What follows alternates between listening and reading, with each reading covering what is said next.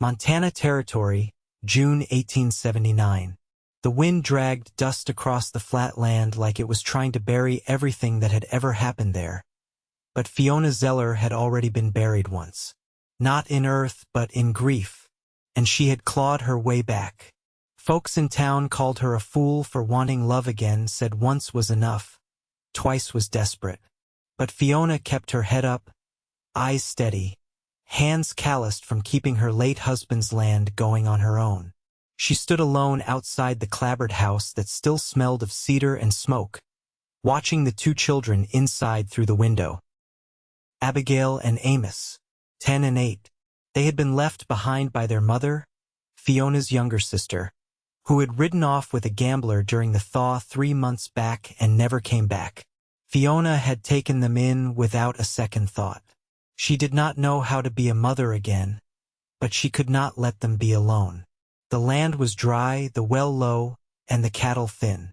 She was running out of ways to stretch the harvest. And today she was also out of hands to help. Her last ranch hand had taken his pay and gone east, whispering that she was cursed, that the children were bad luck. So when she saw a lone rider up the ridge, dusty hat, coat worn at the shoulders, reins loose in one hand, Fiona put her palm over her brow and stepped off the porch. Her rifle was inside, but her instinct said wait. The rider stopped short of the fence line. He dismounted slow, tall and lean with dark brown hair curling under his hat. A scar cut through his left brow like someone had tried to shut his eye for good once. He looked over the house, the land, then to her. "You Fiona Zeller?" His voice was quiet, not shy, just careful. "I am," she said. "You lost?" "No, ma'am." "Name's Vance O'Halleran. I heard you needed help." He said it plain, no boasting. Fiona's jaw tightened. "From who?" He rubbed the back of his neck. "Old man at the trading post. Said you were working the land alone. Said you were kind." That made her pause. "Kindness does not pay wages." "I do not need much," he said, glancing toward the children's faces now peeking through the window. "A cot, some bread, and honest work. That is all." She watched him for a long second. The last man she had let on her land tried to sneak off with her mule and saddle. "You any good with a fence line? Best you will find between here and Dakota," he said, with a flicker of something close to a grin, but not quite. Fiona exhaled. "You can stay through the week. After that, we will see." Vance nodded once. "Fair enough." He followed her to the barn, where she pointed out his sleeping place in the loft and the tools he would need. He did not ask questions, just got to work before the sun dipped low. By dusk, he had fixed 3 posts and patched the broken gate. Abigail brought him supper in a tin dish, and he thanked her like she was a grown woman. Fiona watched from the porch, arms crossed, uncertain why her chest felt lighter. That night, she sat at the edge of her bed, brushing out her hair by candlelight. The wind rattled the glass, and somewhere an owl called. She thought of how Vance had looked at her, not like a widow, not like a woman worn thin, but like someone still whole. It scared her a little. The next days passed quiet but full. Vance worked from dawn to dark, never needing to be told twice. He taught Amos how to reset a trap line and showed Abigail how to oil the hinges on the barn door so it would not shriek in the wind. He spoke little, but when he did, it mattered. He was not just a cowboy. He was something steadier. Fiona noticed small things. How he always took his hat off when speaking to her. How he never let the children go hungry before him. How he stood close enough to protect, but never too close to press. One afternoon, while she was hauling buckets from the creek, her foot slipped on the bank. She would have gone in face first if a strong hand had not caught her by the arm. Vance hauled her back upright like she weighed nothing. "You all right?" he asked, his face inches from hers. She nodded, heart thudding loud in her chest. "Thank you." He did not let go right away, just looked at her like she was something worth holding on to. That night, After the children had gone to sleep, she found him sitting by the fire pit outside, sharpening his knife. She brought out 2 mugs of boiled coffee and sat beside him on the log. "You have family, Vance?" she asked. "Not anymore," he said. "Had a brother. War took him." She nodded slowly. "I lost my husband to fever 2 winters back." He looked at her, eyes soft. "You have not let the land go." "No. I still believe in what we built." "You believe in more than that," he said, voice low. "I see it when you look at them kids." She swallowed hard. "They are not mine. But I could not leave them." "You did not have to," he said. "But you did." They sat in silence, the fire crackling low. Then he said, "People ever call you a fool for wanting more?" She looked away. "They do not say it to my face, but I hear it just the same." He reached for her hand then, just took it strong and sure. "Then they are the fools, Fiona." She looked back at him, and something broke open in her chest. Not pain this time, hope. She did not pull her hand away, and for the first time in 2 years, she smiled without it hurting. She had not expected a cowboy to be the one to see her, but there he was, steady as the earth, holding her hand like he meant to never let go. By mid-July, the soil cracked beneath every step, and the cattle drank slow, wary, like they knew the water wouldn't last. Fiona counted the sky more than her coins, watching for clouds that never came. Still, the chores went on: mending tack, turning compost, teaching Amos to grind feed without spilling half of it. She moved with a quiet steadiness, one eye on the children, the other on the man who had not missed a sunrise yet. Vance kept his word. He worked without complaint, and when he wasn't fixing the corral, he was building a smokehouse from scrap wood behind the shed. One morning, Fiona found him bent over a length of rawhide, threading it through a frame he'd shaped himself. "That for tanning?" she asked, brushing dust from her skirt hem. He nodded. "Could trade it come fall if it's clean. Might get enough for seed or salt." She crouched beside him. "You do this before?" "Used to help my uncle in Kansas. Before the war." He didn't look up. "He taught me how to cure meat and stitch up a boot with nothing but sinew and time." Fiona studied the lines around his mouth, the way his hands moved with quiet skill. "You ever think about staying somewhere?" He paused. "Sometimes, but most places don't offer a reason." She didn't answer right away. A breeze pushed through the grass, lifting the hair at her neck. "You've had offers?" "2. One from a rancher's widow in Texas. Another from a foreman in Idaho who thought I owed him something. And," she kept her voice even, "I didn't stay." He tied off the hide and stood, brushing his palms on his trousers. "Folks want to own you or forget you. Not many see you plain and let you be." She tilted her head. "You think I'm letting you be?" His eyes met hers, steady. "I think you're the only one who's ever asked what I want." She didn't look away. "Well, do you know?" He hesitated, then said, "I want to be useful. I want to be wanted for that and nothing more." A quiet came over them, then, not empty, but full of something neither of them named. That evening, Abigail brought out a basket of turnips she'd dug from the kitchen patch, her palms stained with soil. Fiona showed her how to snap the stems near the root to keep them longer. Vance handed Amos a small tin box and said, "Here, flint and steel. You need to know how to start fire without match." Amos turned it over, wide-eyed. "You made this?" "Found the tin. Sharpened the flint myself." He gave the boy a nod. "Try it tomorrow." "I'll watch." Later, after the children had gone inside, Fiona stood beside the laundry line, pinning up a damp shirt with trembling fingers. Vance approached, carrying an empty pail.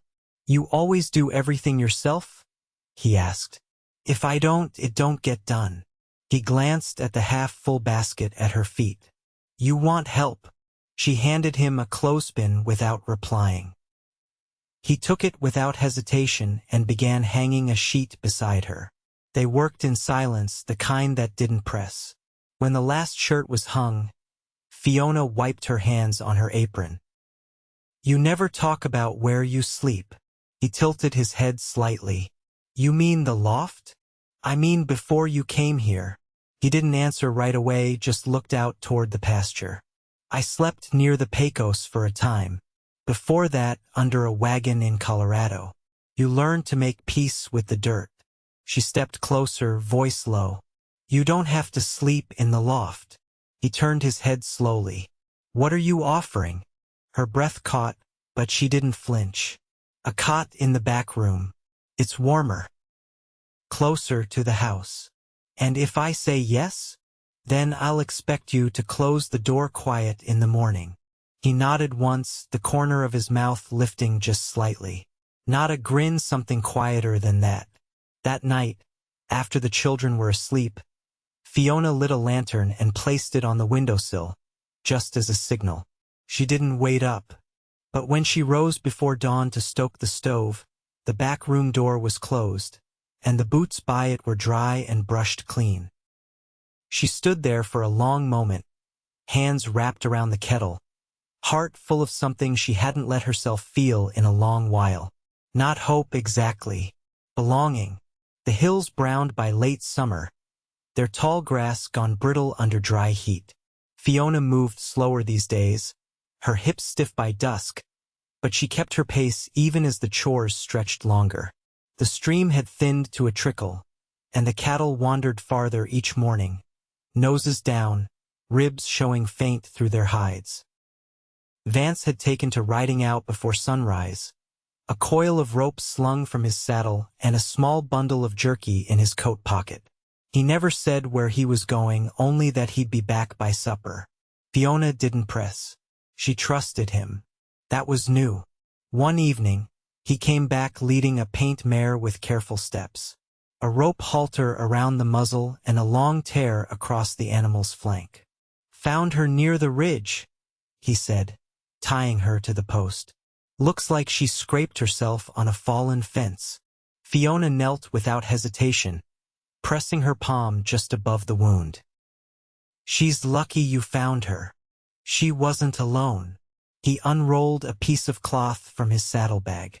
Inside were 2 small gourds, a length of rawhide, and a handful of dried roots. "There's a family camped 2 ridges over. Northern Cheyenne. Said they're passing through toward the Judith Basin." Fiona tilted her head. "They give you these?" "They saw the mare was hurt. One of the women gave me the roots when she saw I planned to treat her." Fiona traced the shape of the wound with her eyes. "You speak their language?" "Some," he said. "My mother's mother did. I remember enough to be decent." She looked up at him then, caught off guard by the calmness of it. "You never said. Didn't know it mattered." The mare shifted, and Fiona rose to her feet. "What else don't I know?" He looked at her, long and quiet. "I spent 3 winters trapping in the Black Hills. I once rode dispatch for the Union Army. I hate the smell of molasses, and I've never learned to sleep when it's raining." She smiled before she meant to. "Well, now I know." He took a step closer, his hand brushing the mare's mane. "What about you?" She folded her arms. "I used to sing while I cooked, before everything went quiet. I miss the sound of chickens in the yard. And I still dream of the ocean, even though I've never seen it." He nodded once, like every word mattered. They worked side by side to clean the wound, Fiona pressing a warm cloth against the skin, while Vance ground the roots into a poultice. When they were done, he tied a clean band of muslin around the flank and stepped back, dusting off his hands. "She'll limp for a while," he said, "but she'll walk again." Fiona looked at the mare, then at him. Same could be said for people. The next morning, the children rose early to help with the smokehouse. Vance showed Amos how to stack the green wood to keep the fire low and steady. Fiona watched from the kitchen as Abigail stirred the cornmeal without being asked, her hair tied back with a scrap of old muslin. Later that day, when the sun was high and hot, Vance returned from the ridge with a bundle of dry willow branches and a quiet look in his eyes. "Cheyenne moved on," he said. "Left before dawn." Fiona nodded. "Did they give a reason?" He shook his head. "Didn't need to. Sometimes you move because staying still costs more." That night, after the plates were washed and the lantern trimmed low, Fiona stepped out into the yard barefoot, the earth still warm from the day's heat. Vance leaned against the porch rail, sharpening a blade in rhythmic strokes. "You ever think you'd settle in a place like this?" she asked. He didn't look up. "Didn't think I'd settle at all. And now," he set the blade down, "I think I could." She walked to him, slow and sure. They stood face to face, the air between them warm with something steady. "You're not just passing through, are you?" she asked. "No," he said, voice quiet but firm. "Not anymore." She reached for his hand, not in need, not in fear, just because she wanted to. And he took it, strong and steady, like he'd been waiting. They stood like that as the stars came out one by one.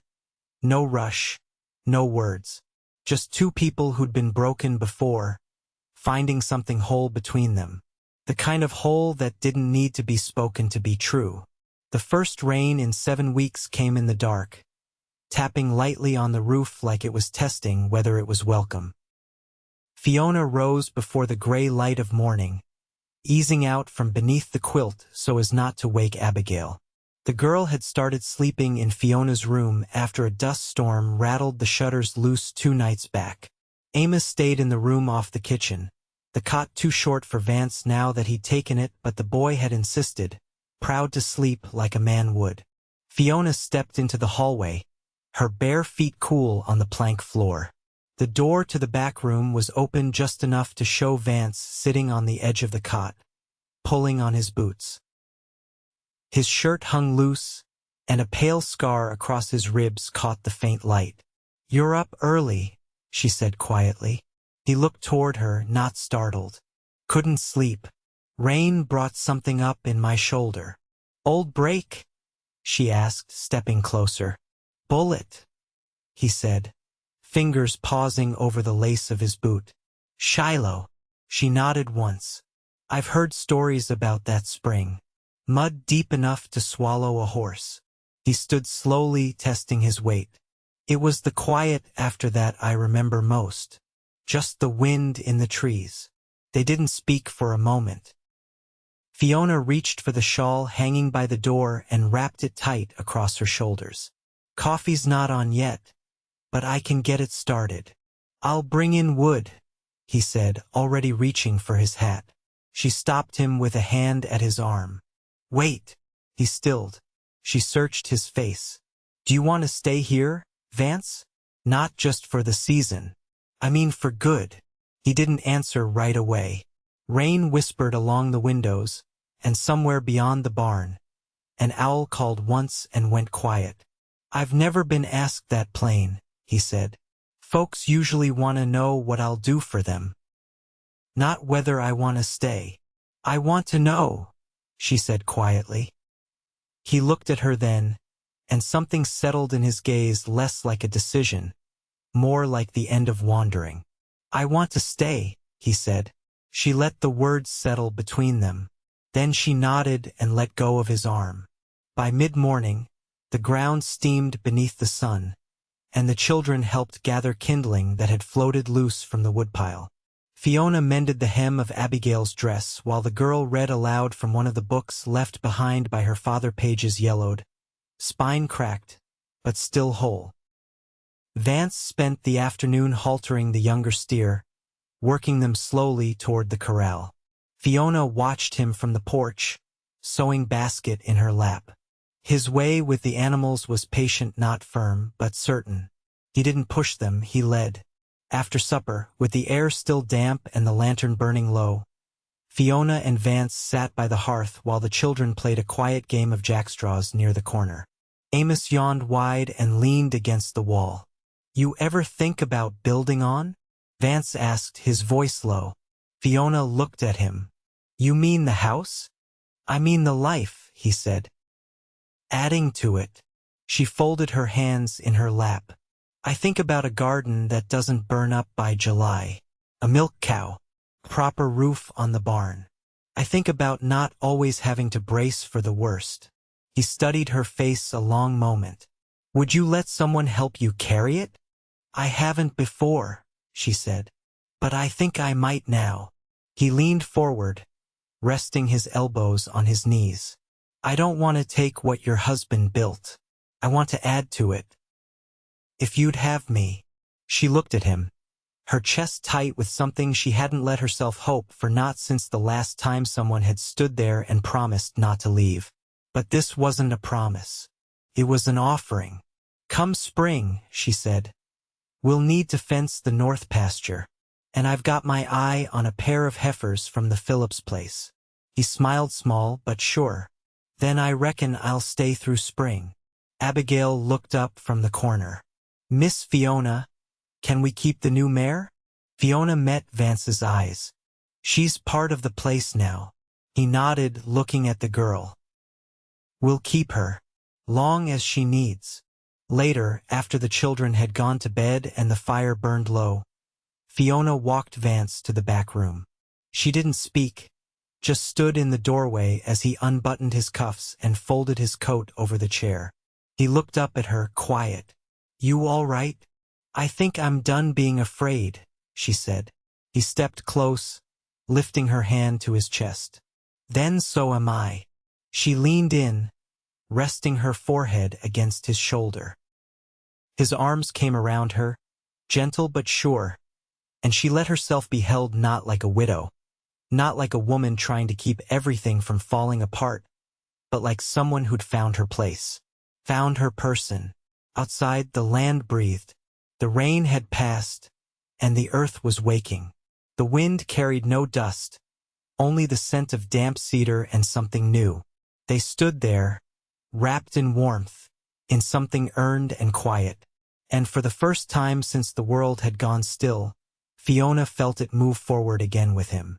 The frost came early that year. Not heavy, just a thin lacework on the grass at dawn, but it meant the season was turning. Fiona stood at the edge of the field, shawl pulled snug around her shoulders, watching Vance dig post holes for the new pasture fence. His shirt clung damp across his back, steam rising faint from his skin in the crisp air. He worked with the same quiet steadiness she'd come to know, but there was something more in it now, something permanent. She stepped through the brittle stalks of grass to where he knelt over the auger. "You'll wear your back out before the ground freezes if you keep that pace." He looked up, brushing dirt from his palms. "Only got 2 more to dig today. Then I'll be done." "You said that yesterday." He rose, wiped his brow with his sleeve. "Yesterday, I thought I'd have help." She narrowed her eyes. "You calling me idle?" "I'd never dare," he said, but his voice was warm. "Though I did notice you haven't been out to the barn since you sent Amos to sweep it." She turned toward the house. "I've had a few things on my mind." He followed her glance. "Something wrong?" "No," she said slowly. "Just something I need to show you." She led him back through the yard, past the windbreak of spruce and the stacked wood he'd split. The sun was climbing low through the trees, light flickering gold across the porch. Inside, the air smelled of dried sage and hearth smoke. Abigail was stitching near the stove, her needle flashing in and out of a square of muslin. She looked up and offered a quiet nod. Fiona opened the door to the small room off the kitchen. Vance stepped inside, pausing when he saw the cradle. Hand-hewn, its spindles worn smooth. A folded quilt rested inside, faded blue and white. He knelt beside it, running his fingers along the edge. "This yours?" he asked. "It was my son's." He only lived a few days. She said it without tightness, just a truth that had waited long enough. I kept it in the loft for years. Couldn't bring myself to give it away. Vance looked up at her. Why now? She held his gaze. Because I'm expecting. And I wanted you to know before you heard it from Abigail. He stood slowly, the quiet thick between them. Then he stepped to her, not with hesitation, but with care. You sure? She nodded. About 3 months. I wasn't certain at first, but I am now. His hands hovered near her arms, then settled gently at her waist. You want this? She nodded again, slower this time. I didn't think I could want anything this much again. He exhaled, a sound that came from somewhere deep. Then we'll make it right. Whatever comes, we face it together. She leaned into him, resting her head against his chest. His heartbeat was steady beneath her ear. Later that week, Vance rode out to town with Amos to trade for flour and root vegetables. When they returned, the wagon held not only provisions but a thick bolt of wool and a small iron stoveplate to replace the cracked one in the kitchen. Abigail stood on the porch with her hands on her hips. You bartered for cloth? Vance handed down a bundle. Your aunt said you'd need something warm to sew with. Figured you'd want to say in what it looked like. Abigail raised an eyebrow. You didn't pick it yourself, did you? Course not, he said. I asked the storekeep's wife. She said it suited someone sensible. Fiona stepped outside, wiping her hands on her apron. Looks like you're getting the hang of trading. I'm learning, he said. Figured I ought to, if this is where I plan to stay. Fiona gave him a look. You're still talking about staying? Vance stepped close, his voice low. I'm not talking anymore. That evening, as the light faded and the yard grew quiet, the 4 of them sat together at the long table. Abigail set a fresh loaf on the board, and Amos poured broth into tin bowls. Vance passed the salt without being asked. Fiona caught his hand under the table and didn't let go. Winter settled over the land like a thick quilt. The days shortened, the nights cooled to stillness. Vance reinforced the roof and sealed the windows. Fiona rested more often, her belly rounding gently beneath her dress. Abigail grew skillful with the needle, stitching tiny shirts from scraps. Amos helped Vance build a pen for a milk goat they traded for in late November. One morning, Vance came in from the barn with his beard rimed in frost and his arms full of firewood. He set it down, kissed Fiona's cheek, and said, Snow's coming. She looked up from her chair by the stove. We've got enough to get through? We've got more than enough, he said. The birth came quiet and quick in early spring. The baby girl arrived just as the snow began to melt, her cry thin but strong. Abigail ran to boil more water without being asked. Amos waited outside, pacing the porch with a carved rattle in his coat pocket. Vance held the baby first, his hands steady, his breath caught in his throat. Fiona reached for them both. She's got your brow. And your stubborn mouth, he said, smiling now wide and full. They named her Clara, after Fiona's mother. That summer, the garden gave more than it had in years. The goat-kidded twins. They built a new chicken coop behind the barn, and Vance added a porch swing where Fiona could rest with Clara in the evenings. The children grew strong, sun-browned and sure-footed. They called Vance Pa without being told. One evening, as the sky turned lavender and the first stars blinked through the pale dusk, Fiona sat beside Vance on the swing, Clara asleep in her arms. You still miss the road? She asked. I don't think of it much, he said. Not when I've got this. She leaned her head against his shoulder, watching the wind shift through the tall grass. You were a stranger once, riding in from nowhere. I was always heading here, he said. And there, beneath the wide Montana sky, with a house full of warmth, a family built not from blood but from choice, and a love born slow but deep, they found their peace. Together, always,